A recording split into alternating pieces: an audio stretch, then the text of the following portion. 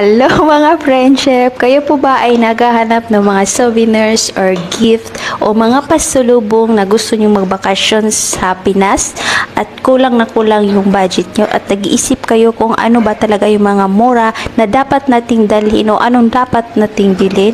Panoorin nyo po ang video na ito at sigurado po ako na pasok po ito sa budget.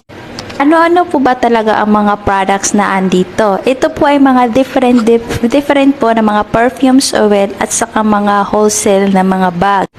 Ang shop po na name mga friendship ay White Apple Trading na matatagpuan po natin sa Al Safi Street Dera, Al Sabqa, Dubai, United Arab Emirates. So ito po ay available lang po only inside in UAE.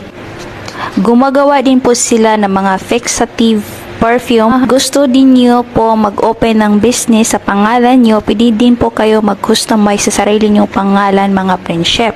At kayo ang magde-decide kung anong gusto nyo mga perfume. Long lasting din po siya mga friendship. Kung ipapahin nyo po siya sa inyong mga skin, 5 to 6 hours po, hindi po mawala yung amoy.